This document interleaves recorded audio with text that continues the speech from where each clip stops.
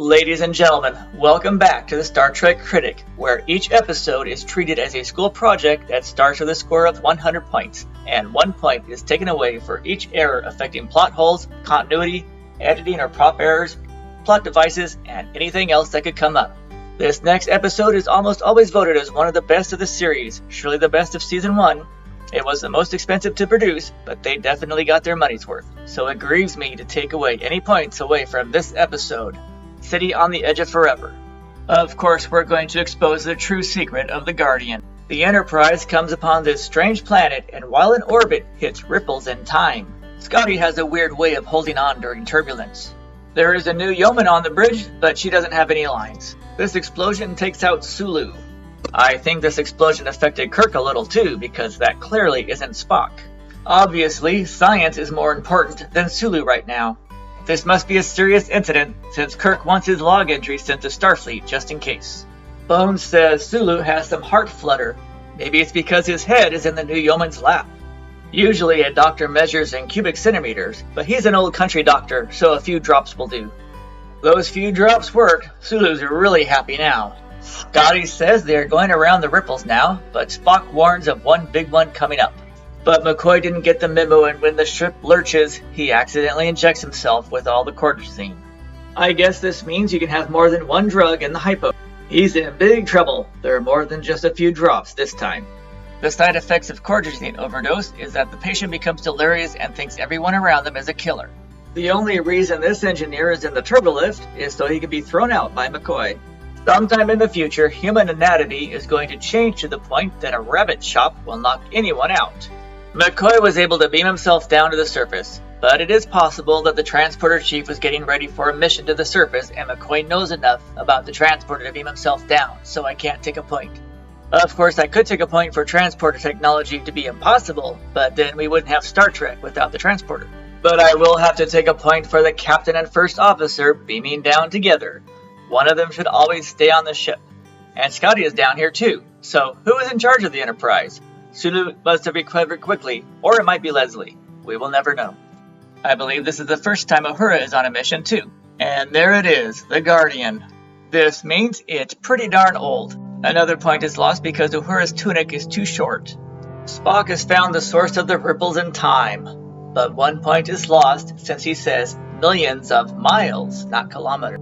Kirk wakes the Guardian up by asking a question. And it turns out the Guardian likes to talk in riddles and is pretty condescending towards them. Spock discovers what the Guardian can do, and it demonstrates by showing them old black and white movies.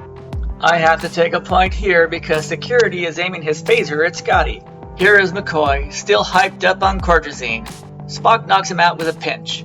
And here comes the question, why didn't they bring a medic? Theoretically though, one of the security guards could also be a medic. This is actually a terrible idea. It would be safer to just beam him back up to the ship and detox him. Even the Guardian thinks it's a bad idea. Here is a good shot of the landing party. You will rarely hear Spock say this. In 300 years, the word taping will still mean recording.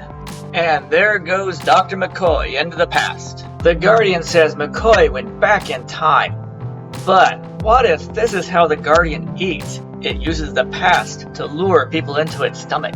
And now the Enterprise is gone. The ground crew is still there since they were caught up in the time displacement. Little do they know, the ripples in time are actually the Guardian burping after he eats someone. This means he tasted good. And you can see there is no Enterprise orbiting the planet. Kirk thinks he has a plan, but this is exactly how the Guardian lures his meals in. Like an anglerfish dangling the light, he dangles history instead. Spock calls the Depression barbaric, even though it was 100 years after the ancient West. And this is a sucker deal with the Guardian, since no one ever comes back. Lieutenant Uhura is onto the Guardian's antics. Spock has a fatalistic approach to the whole thing, then Kirk tells them all to go in if they don't return, which is just what the Guardian wants them to do. And the ground crew stands and watches as the Guardian eats Kirk and Spock. The first thing Kirk thinks when they go through is, hey, this looks just like Beta 3, the Archon planet. Spock takes this time to do some earth bashing. He sounds a lot like Dr. Crusher in the first season of Next Generation. The people of the 1930s like to stare. Fascinating is correct. This business is a barbershop, photo shop, and restaurant all in one. This line is foreshadowing, of course. Here is more proof this is all an illusion.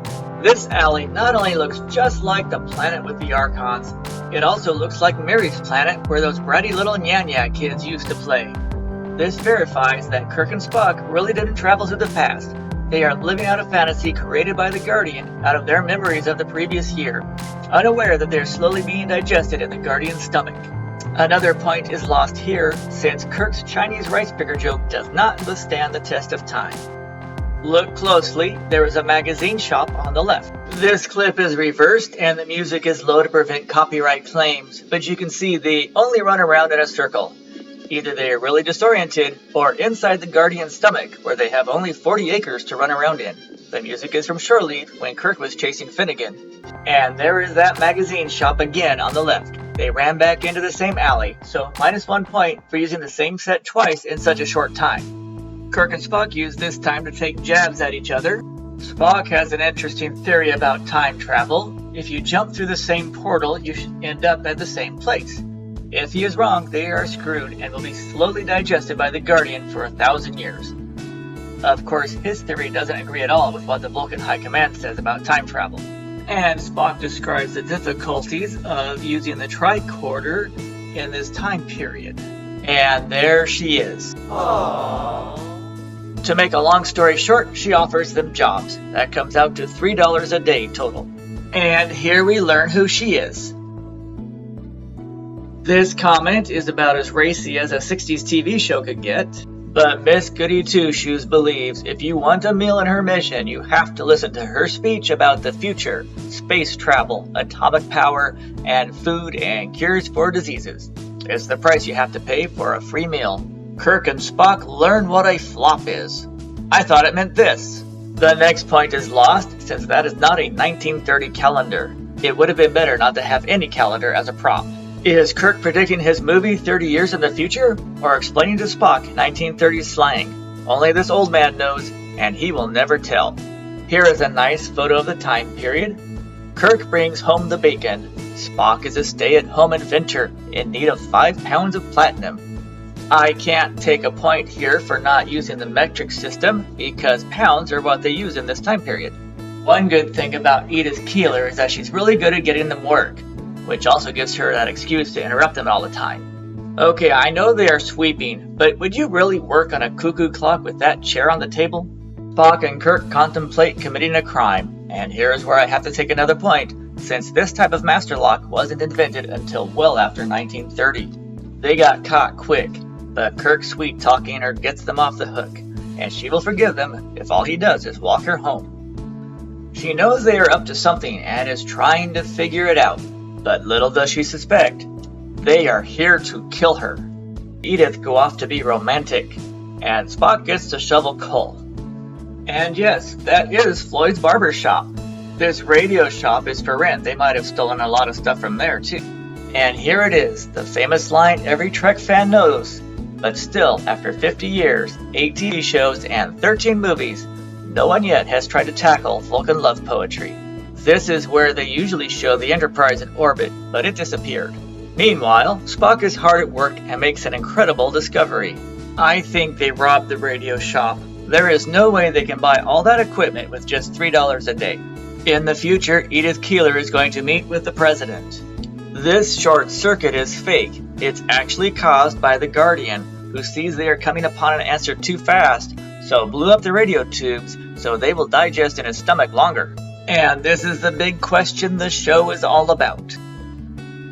So, who is driving this milk wagon? The milkman is over there, and I didn't see anyone in the cab. This character's name is Rodent. McCoy has arrived, still delirious. He sees Rodent and wants to know where he is. It looks like Earth to him, but even in his state, McCoy can tell the whole thing is a fake. So why can't Kirk and Spock? But the whole thing is overwhelming to McCoy, and he finally passes out. Don't do it, he's gonna be in for a big surprise. And there goes Rodent. At least you won't have to worry about leaving technology in the past. This apartment building doesn't look at all like it belongs on this street, but it is a big city. McCoy has discovered Walt's Camera and Haircut restaurant. Did anyone notice her dress matches the coffee cups? Now, I know McCoy is delirious and hungry, but he is totally breaking social distance and quarantine rules. As you can see, Edith Keeler gets him out of there quick so he doesn't spread any germs in her mission. So he just missed Spock, but he might still be thinking that Spock is out to get him. Kirk and Spock make the discovery. Edith Keeler pushed a pacifist movement that kept the US out of World War II and Germany won instead. Here Spock explains how the delay gave the Germans time to create the A-bomb first. Please, no political statements about pacifists helping Hitler take over the world. And McCoy is to blame because he saved her life. And he just had to say that to make things worse. Spock logically tells it like it is. McCoy is slowly recovering, but look at him. That coronavirus really did him in. Edith leaves him to rest, but why does she leave those files open? Here is another shot of the missing Enterprise. Here is Kirk checking her out. Here is where she stumbles on the stairs. Be sure to watch this on the video. It is very well choreographed. I can't show it here, of course, for copyright reasons. Spock is wrong about Jim catching her, though, since he knows she dies in a car accident. And if she fell, she would end up at the hospital and also miss a car accident that way. And Kirk is pretty pissed about what Spock said. McCoy is feeling better, but still thinks he's hallucinating. And another point is lost here, since Clark Gable hadn't made his break yet in 1930. But the producers wanted a big name plugged in here for the 1960s audience. Now here comes the big finale. If you want to get technical, it is actually Kirk who gets her killed, since he tells her to stay right there on the other side of the road. If he took her with him back to the mission to meet McCoy, she would have survived. And the Guardian would have eaten them all and the rest of the Enterprise crew as well, which was what it was counting on. This is probably one of the most tragic scenes in Trek history. Maybe it only takes about 15 to 20 seconds, but it is definitely the one scene you will never forget. Kirk has to make an incredible sacrifice to keep history from changing.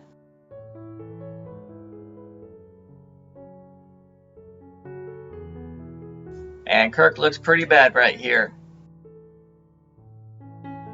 The three of them return almost right after they left, and the timeline has been restored.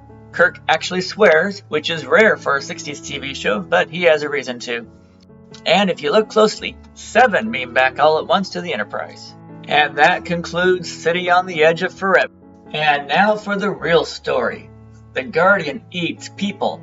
It uses the ripples in time to lure spaceships in, similar to how old-style radio waves would hit a ship as a distress call. Several years ago, it lured a spaceship full of archaeologists, including scientist Edith Keeler, and they all went into the mouth of the Guardian to be slowly digested while they imagined they were characters in the past. In this case, Edith Keeler believes she is a social worker during the Depression. That's why she knows so much about science. When the Enterprise crew was lured down, McCoy ran into the mouth of the Guardian and saved Edith Keeler from her death. Of course, since McCoy is strung up on cortisone, the Guardian can't digest him or it will make him sick. So the Guardian used its magic to hide the Enterprise and convince the ground crew that McCoy had rewritten the timeline, simply to lure the rest of the crew in. It is usually a sucker bet for the Guardian, but Kirk and Spock were too clever, which is why the Guardian shorted out the memory circuits early. But the Guardian was fooled again by Kirk, who allowed Edith Keeler to die. And Kirk, Spock, and McCoy returned out of the mouth of the Guardian, while Edith Keeler continues to be slowly digested in his stomach. And once everything was reset, the first thing the Guardian does is invite them in for another trip.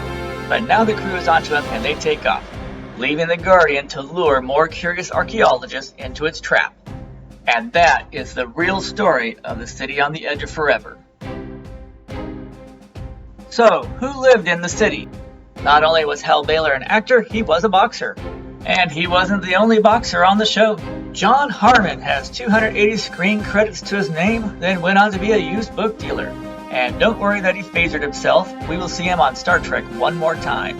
Bart LaRue did mostly voiceovers, but you can see him here in the Brady Bunch. And Joan Collins may have been on only one Star Trek episode, she is still a fan favorite, as if she was on it the whole time.